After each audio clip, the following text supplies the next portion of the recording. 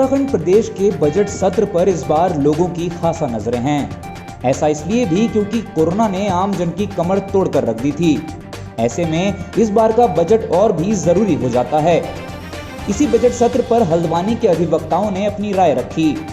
सुनिए कि इस बार के बजट से जनता को किस तरह की उम्मीदें हैं।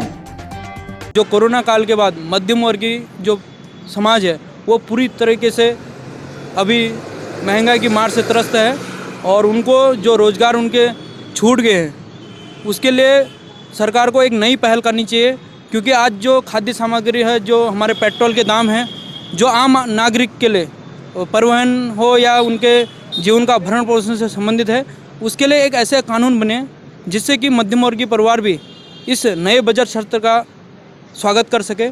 और मैं सरकार से उम्मीद करता हूं कि ये कोरोना काल के बाद जो आम जनमानस को जो दिक्कतें हुई हैं उसके लिए कोरोना या हमारे 2021 के बजट में बहुत सारी कल्याणकारी योजनाएं होंगी। मैं उम्मीद करता हूं कि नया बजट सत्र हम आम जनमानस के लिए अच्छा होना चाहिए। हमारा एक नया, अभी मैं इसे नया ही राज्य कहूँगा, क्योंकि 20 साल से अभी तक कोई ऐसी विशेष चीज़ें हमारे राज्य को ना मिली हैं ना हमारे राज्य में हुई हैं। कई सरकारें हमारे राज्य में आई और गई, लेकिन कुछ कमी हमेशा रह जाती है। सरकारों की भी अपनी समस्या होती है। वैसा हमारे पास धन नहीं है, उतना पैसे का हमारे पास इंतज़ाम नहीं है कि हम अपने संसाधनों को ठीक तरीके से उसका इस्तेमाल कर सकें। तो मेरा ये है कि देखिए, मेन तो इस समय राज्य है या देश है, जो हमारे देश में युवाओं की एक बड़ी संख्या है। इसी प्रकार हमारे राज्य में भी बड़ी संख्या में इस समय युवा लोग हैं। तो मेन फोकस तो रोज़गार ही होना चाहिए बजट का। जब रोज़गार मिलेगा तो उस हिसाब से हमारा लॉकडाउन के बाद मेन आपने बहुत अच्छा ये मुद्दा उठाया है। मेन यही हम भी चाहते हैं कि जो हमारे पहाड़ खाली हो चुके हैं, तो इस तरीके की सरकारों को व्यवस्था करनी चाहिए कि लोग जहाँ पर हैं वहीं पर रोज़गार कर सकें। और मैं आपको बताऊंगा कि कई लोग, हम लोग सब स्टडी करने वाले हैं, तो आप लोग भी पत्रकार हैं, चाहे लॉयर्स हैं, तो हम लोग बुद्धिजीवी जो लोग हैं, अगर हम देखेंगे तो विदेशों में कई कंट्रीज जो है वो सिर्फ पर्यटनों से ही नंबर 1 है।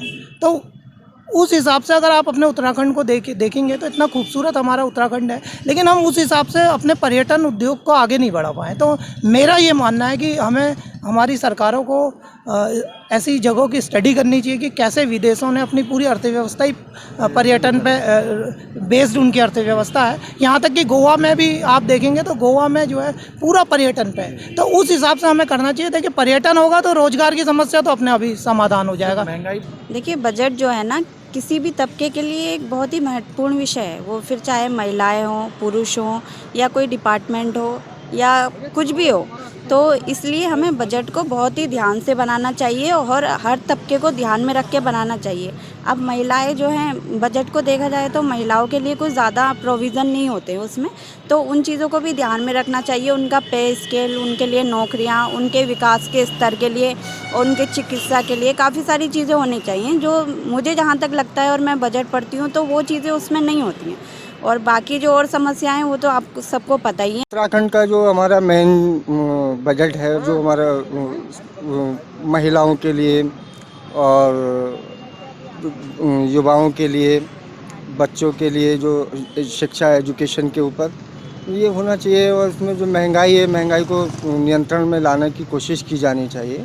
इस रसोई गैस सिलेंडर के दाम बढ़ रहे हैं, इससे महिलाओं को बड़ी, परिवार को चलाने में बड़ी दिक्कतें हो रही हैं। तो हो सकता है जैविक खेती, मुर्गी पालन, इस तरह के जो है लघु उद्योगों को बढ़ावा देना चाहिए, जिससे कि आत्मनिर्भर बन सके।